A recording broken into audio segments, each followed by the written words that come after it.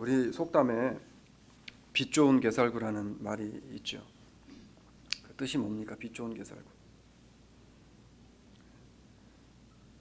제가 그래도 제일 부담 없이 물어볼 수 있는 분, 장로님 뭡니까? 빛 좋은 게살구. 예. 자, 먹음직스럽고 그 빛이 아주 좋아서, 이건 제 말이 아니라 사전에 찾아봤더니 그렇게 나와 있더라고요. 예. 아주 먹기 좋아서, 맛이 있는 것처럼 보이지만 아주 보기가 좋아서, 빛이 좋아서 맛있는 것처럼 보이나 맛은 형편없는 것 같은, 그래서 화려한데 속은 비어 있는 것을 의미합니다. 이렇게 나와 있어요. 그러니까 빛 좋은 개설구입니다. 그러니까 비슷한 말을 찾아보니까 외화내빈이라는 말이 있습니다. 그러니까 겉은 아주 멋있게 생기고 멋있는데 속은 어떤 거예요? 비어 있어요. 비어 있는 겁니다. 네. 그리고 또 보니까 내허 외식이라는 말도 있더라고요. 속은 공허한데 겉으로는 정말 아주 뭐가 있어 보이고 정말 스펙이 굉장히 좋은 그러한 모습인데 실제로 속은 정말 공허한 삶을 살아가는 그러한 사람들을 이야기합니다. 그래서 이 네오 외식이라는 말은 보편적으로 그럴 때 사용한대요. 속은 비어 있고 거칠에만 좋아하는 사람들에게 주로 사용하는 말이라고 되어져 있습니다. 자, 저는 현대교회들과 성도들의 모습이 점점 빛 좋은 게살구 같이 변해 가서는 안 되는데, 그런데 그렇게 가고 있지는 않는가라는 생각이 들 때가 문득문득 들 때가 참 많이 있습니다. 오늘 본문의 말씀을 보니까 이러한 것들에 대한 경고로 주시는 말씀이 아닌가라는 생각을 하게 되어졌습니다. 혹시 여러분 우리 가운데서 네오 외식이 나의 신앙생활에 있지는 않는지, 오늘 말씀의 제목이 혹시 무늬만 가로를 쳐놨잖아요. 혹시 무늬만 나는 목사가 아닌가? 혹시 무늬만 교회 아닌가? 혹시 난 무늬만 성도인가? 한번 여기에 나 스스로를 대입을 시켜보면 어떨까라는 생각을 하게 되어졌습니다. 얼마 전에 한 그 SNS 커뮤니티에 올라온 글과 사진 하나가 이제 조금 사람들은 그냥 우습게 지나칠 수 있었는데, 제가 이것을 보면서 오늘날의 현실의 교회의 모습이 아닌가라는 생각을 한번 해보게 되어졌습니다. 아마 중국에서 일어났던 일 같은데, 어떤 소비자가 인터넷으로 수박을 오더를 했습니다. 아마 다 아실 거예요. 뭐 유튜브도 막 뜨고 그랬다 그러더라고요. 수박을 오더해서 수박이 드디어 이제 뭡니까? 저 중국은 뭔지 모르지만 여기 같으면 뭐 페덱스나 아니면 뭐 또 뭐가 있죠? UPS 뭐 이런 것들이 이제 배달을 해줬을 거 아니에요. 이게 배달을 해가지고 이제 온 수박을 먹기 위해서 오픈을 딱 시켰습니다. 근데 거기 뭐가 들어있었을까요? 네? 아, 모르세요? 야, 이럴 때는 기분이 좋죠. 저만 알고 있는 것 같아서. 네, 뭐가 들어있었냐면 수박 무늬를 한 고무풍선이 들어 있었던 겁니다. 예전에 여러분 한국에서 저 어렸을 땐 있었는데, 그 물가에 가면은 수박 그 모양을 한 그 이렇게 고무 공이 있어가지고 크기도 수박만 해요. 근데 제가 그 나온 사진을 보니까 정말 멀리서 보면 수박하고 똑같아요. 이 사람이 너무 황당해가지고 글을 올리고 그 다음에 거기다 사진을 올려놓은 그런 사진이었습니다. 저는 보면서 웃었는데, 웃고 나서 말씀을 준비하다 생각해 보니까 그런 생각이 들었어요. 아무리 모양이 같다고 해서 진짜와 가짜는 분명히 다르다는 겁니다. 아무리 수박 모양을 하고 있지만 그 고무 풍선 수박을 먹을 수 있어요, 없어요? 먹을 수 없죠. 가짜니까. 고무 풍선이니까. 마찬가지로 오늘날의 교회와 신앙인들도 무늬만 그럴듯하고 그 속은 복음과는 아무런 상관도 없고 고무 풍선 위에 그려진 믿음을 가지고 사는 사람들이 얼마나 많이 있을까라는 생각을 해보게 되어졌습니다. 그러니까 고무풍선에 그려진 믿음과 신앙은 보기에는 정말 좋아 보이고, 그렇게 화려하게 그려진 교회들은 겉모습은 너무나 아름답고 화려하게 치장이 되어져 있습니다. 그런데 그 실체는 속은 없는 고무풍선이라고 하는 겁니다. 아까 말씀드린 네오 외식과 같은, 속은 비어 있고 속은 공허하고 거칠에만 좋아하는 그러한 교회와 성도의 모습으로 살고 있지 않는가라는 생각을 하게 되어졌습니다. 그럼 왜 사도 바울이 사도 바울이 에베소 교인들에게 에베소서를 통해서 좀 용기를 주고 힘을 주고 너희는 잘하고 있어, 복 받을 거야, 그리고 지금처럼만 해, 그리고 하나님은 사랑의 하나님이니까 무조건 너희에게 은혜를 베푸시고 복을 주실 거라고 하면 좋은데, 왜 사도 바울이 이렇게 정말 이 노골적으로 이 에베소 교회 성도들에게 말씀을 증거하면서 너희가 그렇게 하면 안 된다라고 하고 이렇게 삶을 살아라라고 말씀을 하고 있을까라고 하는, 우리가 이제 질문을 가지고 오늘 본문으로 들어가길 원합니다. 자, 왜 바울은 죄송합니다.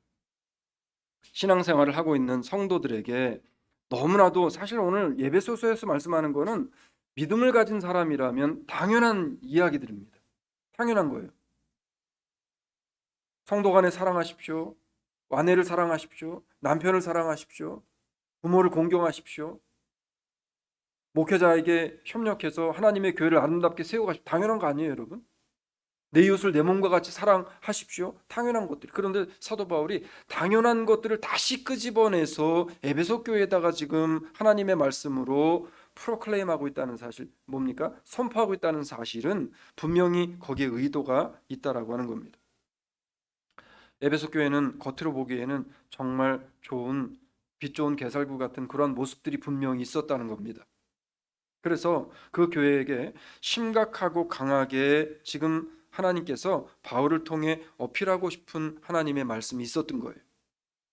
지금 에베소 교회 성도들에게 결핍되어 있고 필요한 성도의 마땅한 본분이 무엇이었을까요, 그러면?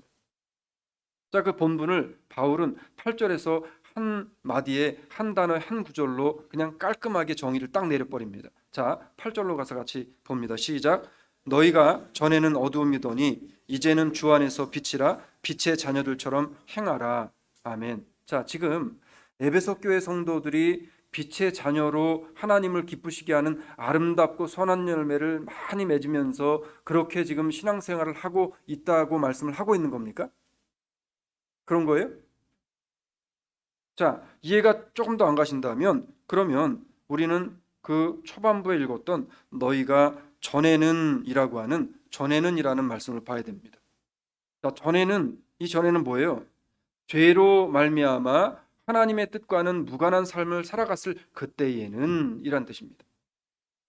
어둠이었더니, 그러니까 죄를 짓고 죄를 따라가는 사람들의 모습은 어둠 가운데 있는 어둠이라는 거예요. 지금 어둠의 지배를 받고 있는 어둠의 자식들이라는 겁니다. 마귀의 지금 자식들이라는 겁니다. 그런데 이제는 우리가 주 안에서 빛의 자녀로 부름을 받아서 이제는 어둠과 상관없는 빛의 자녀로 우리가 부름을 받았는데, 그런데 너희가 왜 자꾸 빛의 자녀로 다시 거듭나고 부름을 받았으면서도 전의 모습으로 자꾸 돌아가려고 하느냐라고 하는 말을 하는 거예요, 지금.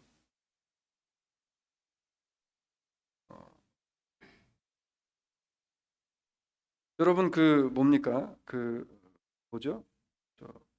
그 귀소 본능 뭐 이런 것도 있고, 그 다음에 뭐예요? 관 뭡니까? 그 다시 돌아가려고 하는 법칙 있죠? 무슨 법칙이에요? 갑자기 좀 먹은. 예. 하여튼 뭐 관사의 법칙인가 뭐 있잖아요. 뭐 그런 법칙. 그러니까 뭐냐면 사람은 죄인이기 때문에 하나님의 은혜 성령으로 날마다 나를 다듬고 성령의 말씀을 가지고 나를 자꾸만 길들이고 하나님의 말씀으로 나를 깨우치지 않으면, 하나님 앞에 나와 기도하지 않으면, 하나님의 말씀에 나를 오픈시키지 않으면, 그럼 나는 자꾸만 어디로 자꾸 가려고 하는 그런 습성을 가지고 있다는 거예요. 죄로 자꾸 들어가려고 하는 습성을 가지고 있다는 거예요. 마치 자석이 거기다는 걸 붙여놓으면 자꾸 끌어당겨서 붙는 것처럼. 바울이 지금 그 얘기하는 거예요. 지금 에베소 교회 성도들에게, 에베소 교회 성도들아, 너희들이 하나님의 자녀로 부름을 받아서 이제는 빛의 자녀로 부름을 받았다라고 너희도 이야기를 하고 하나님도 인정을 해주셨고 나도 그렇게 너희에게 설교를 했는데, 너희의 삶의 모습을 보니까 전혀 그렇지 않은 모습들이 자꾸만 드러나더라는 거, 교회 안에서. 본문은 아주 중요한 얘기를 해요. 그래서 바울이 뭐라 그러는 거예요? 이제는 주 안에서 빛이라, 빛의 자녀들처럼 좀 이제는 살아보자라는 거예요. 나도 그렇게 할 테니까 너희도 이제는 빛의 자녀들처럼 이제부터는 지금까지 있었던 모든 것들, 나의 추악하고 더러웠던 것들, 내가 지난번까지 지었던 모든 생각과 죄들은 이제 다 잊어버리고 이제부터는 주 안에서 빛의 자녀들로의 삶을 나와 함께 살아보자라고 지금 이야기를 하는 거죠. 지금 바울이 이야기하는 얘기는 바울 본인이 다메섹에서 그리스도를 만난 이후에 본인의 삶이 빛의 자녀로의 삶을 살기로 결단하고 빛의 자녀로 삶을 시작한 이후에 어떻게 변했는지에 대한 이야기를 지금 하고 있는 겁니다. 그래서 같이 가자는 거죠. 지금. 여러분, 어둠의 열매를 만들지 말고 이제는 성령의 열매를 맺는 삶을 살아야 한다라고 지금 사도 바울이 에베소 교회 성도들에게 선포하는 거죠. 왜 구원받기 전에 어두움에 속해 있을 때의 생활로 자꾸만 돌아가려고 하고 이제는 그 모든 어둠 중에 행하던 부끄러운 것들을 이제는 버리고 하나님께서 기뻐하시는 열매를 맺는 삶을 살아야 하지 않겠느냐라고 에베소 성도들에게 지금 이야기를 하고 있는 거죠. 그러면 우리들이 성령의 열매를 맺기 위해서 뭐를 버려야 하겠습니까? 성경은 우리에게 뭐를 버리라고 할까요? 로마서 13장 12절로 14절은 이렇게 우리에게 이야기합니다. 같이 갑니다. 시작. 밤이 깊고 낮이 가까웠으니 그러므로 우리가 어둠의 일을 벗고 빛의 갑옷을 입자. 낮에와 같이 단정히 행하고 방탕과 술 취하지 말며 음란과 호색하지 말며 쟁투와 시기하지 말고 오직 주 예수 그리스도로 옷 입고 정욕을 위하여 육신의 일을 도모하지 말라라고 이야기합니다. 이걸 버리래요. 자, 밤이 깊고 낮이 가까웠으니 이게 뭐가 가까이 왔다는 거예요, 지금? 뭐가 가까이 왔다는 거예요? 예? 이거잖아요. Jesus is coming soon. soon입니다. 그런데 저는 요즘 들어서 자꾸 생각이 드는 게 이게 soon이 아니다. 이게 soon이 아니고 이제는 이게 오늘 나에게 닥칠 일이 되어질지도 모른다는 생각을 합니다. 이게 지금 당장 이 순간이 되어질 수 있다는 거죠. 만일 지금 이 순간에 예수님이 재림하신다면 여기에 계신 여러분들은 얼마나 영광스럽겠냐는 거예요. 왜? 예배드리다가 주님이 오시니까. 네? 예배드리다가 주님이 오시니까. 여러분 신앙생활 잘 한다라고 본인이 아까 말한 것처럼 빛 좋은 개살구처럼 신앙생활 하는 사람들이 세상에 얼마나 많아요. 그런데 가가지고 뭐 춤춘 데 가지고 손 막 위로 흔들고 막 그러다가 예수님이 땅 하고 나타나 봐요. 그러면 그거는 정말 망신스러운 겁니다. 성경은 뭐래요? 깨어 항상 주님이 오실 날을 뭐 하래요? 준비하래요. 예비하래요. 준비하래요. 우리는 밤이 깊고 낮이 가까웠으니 그러므로 우리가 어둠의 일을 벗고 갑옷을 입자. 어둠의 일을 벗으래요. 그리고 갑옷을 입죠. 우리가 입을 갑옷은 뭡니까? 성경에서 이야기했던 예수로 옷 입는 거예요. 예수로 옷 입는 거예요. 하나님의 말씀으로 옷 입는 거예요. 성령의 옷으로 입는 거예요. 말씀의 갑옷을 입어야 되는 거예요. 기도를 옷을 입어야 되는 거예요. 지금 그 옷을 입으래요. 낮에와 같이 단정히 행하고 사람들이 낮에는 잘 죄 안 져요. 왜? 낮엔 다 드러나 있기 때문에. 근데 우리는 빛의 자녀이기 때문에 늘 밤에 다녀도 낮의 삶을 살아가는 사람들이에요. 여기서 성경이 말하는 밤은 지금 어디를 가리킬까요? 세상을 가리킵니다. 뭐 저녁이 와서 진짜 밤에 잠을 자야 될 밤을 이야기하는 게 아니에요. 지금 우리가 살고 있는 세상은 지금 아직도 밤이라는 거예요. 왜? 예수가 그 안에 없기 때문에. 근데 우리는 그 밤에 지금 다니며 살고 있지만 우리는 밤에 속한 자가 아니라 우리는 어디에 속한 사람들이에요? 낮에 속한 사람들이. 그래서 낮에 속한 사람들은 늘 단정한 마음으로 믿음과 신앙을 가지고 삶을 살아가기 때문에 그렇기 때문에 그 이후에 나온 모든 것들을 하지 않으려고 애쓰고 노력한다는 겁니다. 그러면 우리가 어떻게 해야 무늬만 교회요, 무늬만 목사가 아니라 무늬만 성도로 살지 않을 수 있을 수 있겠는가라고 하는 겁니다. 중요한 거예요, 여러분. 중요한 거예요.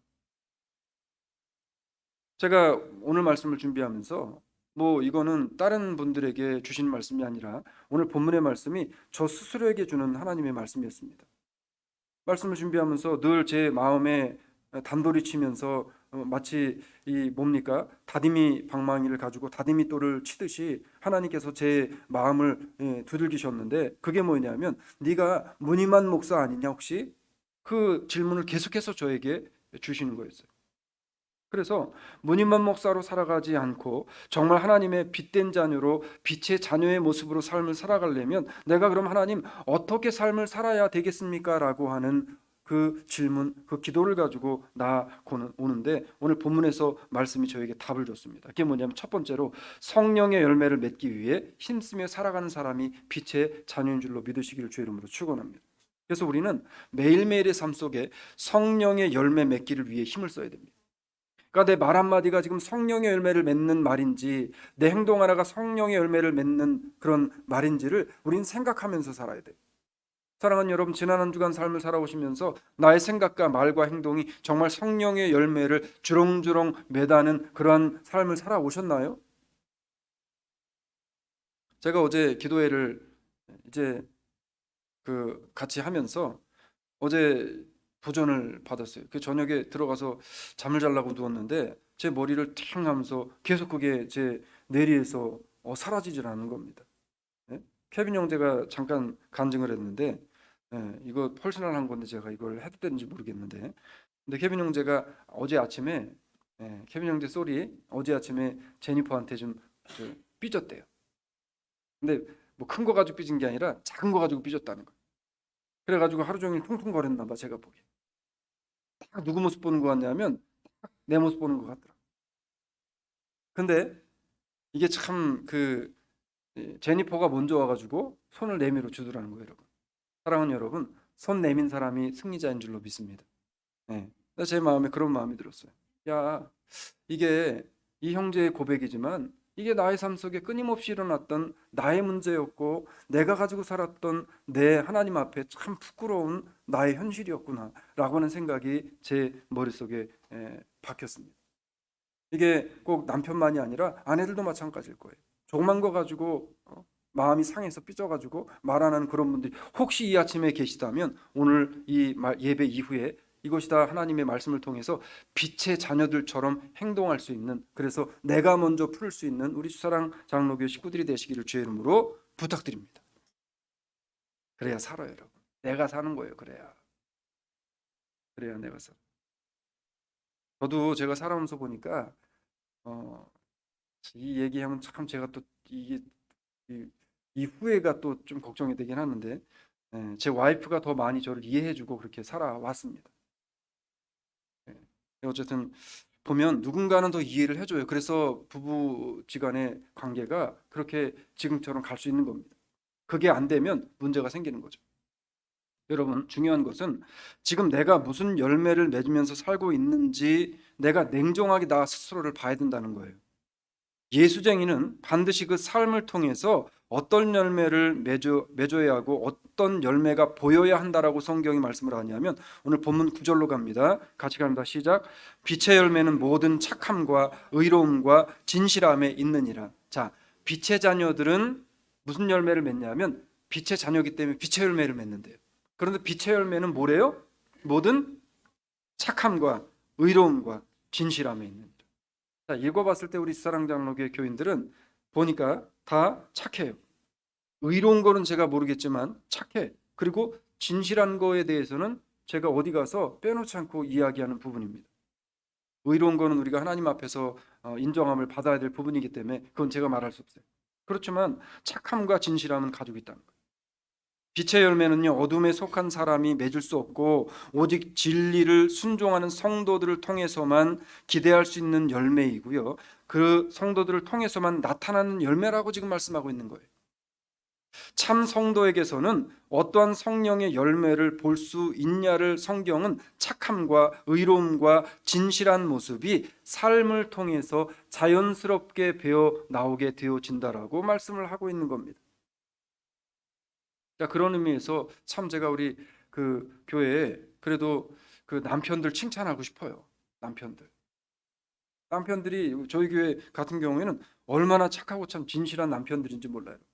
사랑하는 여러분, 이런 남편들 가지신 그 아내들 하나님 앞에 감사하시기를 바랍니다. 네, 아유, 네. 아니 진짜예요, 여러분. 진짜. 물론 좋은 아내들을 우리가 가지고 있는 거 사실이지만 이런 남편들 가지고 계신 분들 정말 여러분 축복인 거예요. 너무나 많은 분들이 남편 때문에 신앙생활하는데 너무나 어려움 당하는 분들이 많이 있습니다. 자연스럽게 배어 나오는 착함과 진실함. 여러분, 이러한 삶의 모습을 누가 기뻐하실까요? 여기는 고목사가 기뻐할까요? 물론 저도 기뻐요. 그런데 누가 기뻐하신다라고 성경은 말씀하냐면 10절로 갑니다. 같이 갑니다. 시작. 주께 기쁘시게 할 것이 무엇인가 시험하여 보라. 예수님이 기뻐하신대. 하나님이 기뻐하신대. 성도가 진실됨과 착함을 가지고 살면 누가 기뻐하신대요? 하나님이 기뻐하신다는 거. 하나님이 기뻐하신다. 하나님께서 오늘 우리들에게 어떠한 열매를 보시기를 원하실까요? 하나님께서 우리들을 통해서 원하시는 열매가 정말 세상에 화려한 그러한 것들, 화려한 조명과 화려한 것들로 치장되어진 것들을 하나님이 우리에게 원하실까요, 여러분? 성경은 우리에게 뭐라고 이야기합니까? 우리가 너무나도 잘 알고 있어가지고 암기하고 있는 말씀, 갈라디아서 5장 22절로 23절의 말씀 뭐예요? 성령의 9가지 열매잖아요. 우리 같이 한번 읽어볼까요? 시작. 오직 성령의 열매는 사랑과 희락과 화평과 오래 참음과 자비와 양선과 충선과 온유와 절제니 이 같은 것을 금지할 법이 없느니라. 아멘. 우리 주사랑장로교회 성도들 간에 이러한 하나님의 열매들이 성령의 빛으로 나타나는 빛의 자녀들에게 나타난 이 착함과 의로움과 그리고 진실함의 열매를 통해 나타나는 성령의 많은 열매들이 주렁주렁 매달려지는 그러한 성도들이 되어주시기를 주의 이름으로 축원을 드립니다. 그런가 하면 빌립보서 1장 10절로 11절은 우리에게 이렇게 말씀합니다. 같이 갑니다. 너희로 지극히 선한 것을 분별하며 또 진실하여 허물 없이 그리스도의 날까지 이루고 예수 그리스도로 말미암아 의의 열매가 가득하여 하나님의 영광과 찬송이 되게 하시기를 구하노라. 아멘. 자, 우리가 의의 열매가 가득한 것, 의의 열매가 뭐예요? 성령의 열매들입니다. 의의 열매가 뭐예요? 하나님의 말씀을 통해 하나님의 구원받은 백성, 빛의 자녀로 부름을 받아서 내가 빛된 삶을 살아가는 자녀에게 나타나게 되어지는 진실함과 의로움과 착함의 그러한 일들이 많이 나타나는 그러한 것들, 이러한 것들을 통해서 하나님의 영광과 찬송이 되게 하시기 위해서 우리 이런 것들을 원하신대요. 하나님이 이런 열매를 바라신다는 거예요. 내 삶 속에서 말과 행실이 어떠한 열매를 향해서 가고 있는지를 분별해라고 지금 말씀하고 있는 겁니다. 사랑하는 성도 여러분, 말 한마디에 열매가 나타나요. 나의 행동 하나에 열매가 나타난다는 사실을 잊어버리지 마시기를 주의 이름으로 축원을 드립니다. 그래서 내 말의 열매가 결국은 땅에 떨어져 그게 싹이 나서 그게 열매를 맺어서 내가 뱉은 말이 결국 누구에게 온다는 거예요? 나에게로 돌아온다는 거예요. 나에게로 돌아. 그래서 주변에 있는 사람들에게 많이 축복하시기 바랍니다. 미운 사람은 더 축복하시기 바랍니다. 네? 그럼 그 축복이 누구에게 돌아와요? 시편에서 뭐라 그랬어요? 나에게 돌아온다네. 나에게 돌아온다.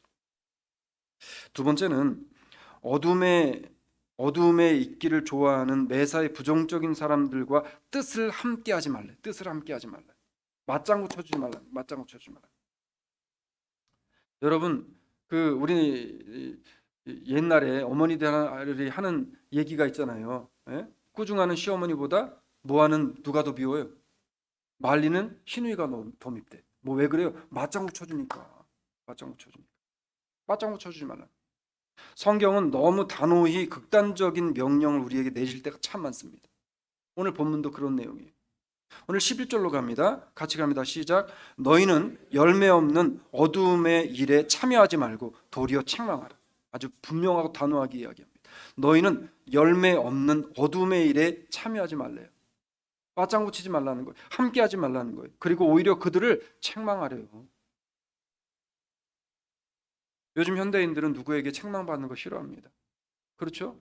그래서 요즘에 목사님들이 가장 어려운 게 뭐냐, 목회를 하면서 성도들에게 무거운 하나님의 말씀을 증거하는 게 너무 힘들대요. 자, 그런 의미에 볼 때 저는 너무 행복한 사람이죠. 왜? 성경에 있는 그대로 그냥 퍼부어도 우리는 교인들이 다 받아 먹을 수 있는 영적인 은혜를 그리고 힘을 가지고 있기 때문에 그렇습니다. 이게 중요한 거예요. 성경은 분명히 뭐라고 이야기하냐면 어둠의 일에 참여하는 자가 되지 말고 오히려 그들을 책망하라고 이야기합니다. 성경은 성도가 죄나 죄인들과는 어떠한 교제도 가지지 말라라고 명령을 하고 있는 거예요. 지금 정말 좀 단호하지 않습니까? 부정적인 생각과 말들은 죄악된 행실들이고요. 이것은 곧 어둠에 속한 행동들이라고 성경은 이야기합니다. 그래서 어둠의 생각은 어둠의 말을 하게 하고 어둠의 말은 결국에 어두운 열매를 맺게 되어집니다. 그래서 어둠의 세력 가운데 있는 사람은 어두운 것밖에 내지 못한다는 거예요. 그래서 성경은 끊임없이 우리에게 강조하는 게 뭐예요? 너희는 과거에는 어둠이었더니 이제는 누구에게 속한 누구의 자녀라고요? 빛에 속한 빛의 자녀라. 그래서 계속해서 성경에서 우리가 빛의 자녀인 것을 계속해서 반복적으로 강조를 하고 있는 거예요. 왜? 우리는 어둠에서 어둠의 열매를 맺는 사람이 아니라 빛 가운데에서 빛의 열매를 맺는 사람들이라는 것을 계속해서 말씀을 하고 있는 겁니다. 그래서 여기 앉아 계신 성도님들은 빛의 열매를 맺는 성도님이란 사실을 잊어버리지 마시기를 주의 이름으로 축원합니다. 내가 어디에 가든지 나는 어둠의 열매를 맺을 수 있는 사람이 아니라 빛의 열매를 맺는 사람이야라는 것을 늘 생각하시기 바랍니다. 그래서 오늘도 나는 빛의 열매를 맺을 거야. 이번 주도 나는 빛의 열매를 맺을 수 있을 거야라는 하나님 앞에서의 빛의 열매를 맺는 삶을 살아가는 그런 결단과 각오를 늘 나의 입술로도 고백하는 우리 모두가 되어지기를 원합니다. 여러분, 생각이 부정적인 사람은 그 생각하는 것이 어떻다라고 성경은 말을 하는지 우리 성경을 잘 봐야 됩니다. 에베소서 5장 오늘 본문 12절로 13절은 이렇게 이야기합니다. 같이 갑니다. 저희의 은밀히 행하는 것들은 말하기도 부끄러움이니라. 그러나 책망을 받는 모든 것이 빛으로 나타나나니 나타나지 않는 것마다 빛이니라 라고 이야기합니다. 매사에 부정적인 어둠에 속한 사람들은요, 그 말하는 것이 부끄러운 줄을 모르고 한다는 거예요. 부끄러운 줄을 모르고 한다는 거예요. 우리는 빛 대신 주님께 생명의 빛을 받은 하나님의 자녀로서 내 안에 빛이 계시기 때문에 빛을 발산해 내야 되는 사람들이에요. 빛을 발산해 내야 되는 사람들. 빛은 받으면 반드시 발산해 내게 되어져 있습니다. 하나님의 은혜의 빛은 받으면 반드시 은혜는 밖으로 나타나게 되어져 있다는 거예요. 그래서 성경은 말씀하고 있는 겁니다. 우리는 어둠에 속한 사람들이 아니라 어디에 속한 사람들이라고 성경이 끊임없이 말씀을 하고 있는 거예요. 지금 어디에 속한 사람들이래요? 빛에 속한 사람들이에요. 그래서 데살로니가전서 5장 4절로 6절은 이렇게 우리에게 말씀을 합니다. 같이 갑니다. 형제들아, 너희는 어둠에 있지 아니하매 그날이 도적같이 너희에게 임하지 못하리니 너희는 다 빛의 아들들이요 낯의 아들이라. 우리가 밤이나 어둠에 속하지 아니하나니 그러므로 우리는 다른 이들과 같이 자지 말고 오직 깨어 근신할지라. 자, 우리는 빛의 자녀들이라는 것. 자, 다 빛의 자녀들이요 다 낯의 자녀들이니 우리가 밤이나 어둠에 속하지 아니했기 때문에, 그렇기 때문에 우리는 다른 이들과 같이 자지 않고 오직 깨어 근신하여 뭐를 맺으라는 거예요? 하나님의 빛의 자녀의 열매를 맺으며 살아가야 된다라고 말씀을 하고 있는 겁니다. 지난 한 주간에 저는 확신해요. 우리 주사랑 장로교 식구들은 지난 한 주간을 살아오시면서 빛의 열매를 많이 맺어 주신 줄로 믿습니다. 여러분, 앞으로 또 새롭게 시작되어진 한 주간 속에서도 빛의 열매를 맺으실 때 말의 빛의 열매를 맺으시고 행동의 빛의 열매를 맺으시고 생각의 빛의 열매를 많이 맺는 우리 사랑 성도들이 되어주시기를 주의 이름으로 축원합니다. 말씀을 맺을게요. 무늬만 교회이고 무늬만 목사이고 무늬만 성도로 살아가서는 안 됩니다. 나의 삶의 깊숙한 곳까지 예수로 절여져야 돼요. 여러분, 김치가 맛있으려면 뭐가 잘 돼야 됩니까? 예? 뭐가 잘 돼야 돼요? 김치값이 너무 비싸대. 지금 요만한 통 하나가 22불이래요 지금. 예? 김치가 맛있으려면 양념이 잘 버무려지고 그 양념이 김치 배수 속으로 잘 스며들어가야 되는 거예요. 음식이 맛있으려면 거기에 잘 버무려지고 그리고 그 속으로 잘 스며들어가야 됩니다. 뭐예요? 잘 소금이 적절하게 절여져야 된다는 거예요. 우리가 예수로 절여지지 않으면, 하나님의 성경의 말씀 66권으로 절여지지 않으면 우리는 결코 빛을 발산해낼 수 없다는 거예요. 짠맛을 낼 수 없다는 거예요. 김치가 맛이 있으려면 배추의 양념과 소금이 잘 절여져야 하듯이 우리가 예수 그리스도의 사람으로서 빛의 자녀로 살아가려면 우리가 하나님의 말씀으로 예수로 잘 절여져야만 한다는 사실을 잊지 마시기를 주의 이름으로 축원을 드립니다. 오늘 본문 14절은 마지막에 이렇게 우리에게 말씀을 합니다. 같이 갑니다. 그러므로 이르시기를 잠자는 자여 깨어서 죽은 자들 가운데 일어나라. 그리스도께서 내게 비추시리라. 아멘. 자, 우리는 세상의 어둠 가운데 지금도 사람들은요, 화려하게 보이지만 영적으로 잠자는 사람들이 너무나 많습니다. 그런데 우리는 그 가운데서 어떤 사람들이래요? 일어난 사람들이에요. 우린 일어난 사람들입니다. 빛으로 일어난 사람들이에요. 빛의 자녀들이 되어진 사람들입니다. 우린 어둠의 자식들이 아니라 빛의 자녀란 사실을 잊지 마시고, 내 안에 들어오신, 내 안에 예수로 절여진, 하나님의 말씀으로 철저하게 절여진 나의 삶을 통해서 세상에 나가 많은 빛의 열매를 맺으시고, 그리고 무늬만이 아니라 무늬와 우리의 속까지도 하나님의 말씀으로 철저하게 충만하게 채워진 그러한 참된 복된 주의 자녀, 복된 그리스도인의 삶을 살아가는 저와 우리 모든 주사랑의 식구들이 되어주시기를 주의 이름으로 축원을 드립니다. 사랑해 주님 고맙습니다. 하나님, 정말 안타깝지만 무늬만 가지고 살아가는 사람들이 얼마나 많습니까? 하나님, 무늬만 부부인 가정들도 많습니다. 무늬만 자녀와 부모의 관계를 가진 사람들도 많습니다. 무늬만 교회이며 무늬만 목사로 살아가는 사람들도 많습니다. 하나님, 그 가운데서 우리를 택정하사 우리로 하여금 무늬뿐만 아니라 우리의 속이 예수 그리스도의 말씀으로 꽉 절여지고 채워진 그러한 하나님의 알찬 그리스도인들로 살아갈 수 있는 은혜를 우리에게 부어 주시옵소서.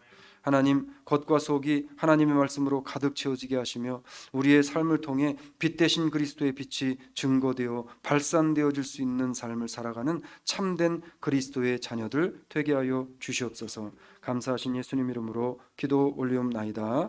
아멘.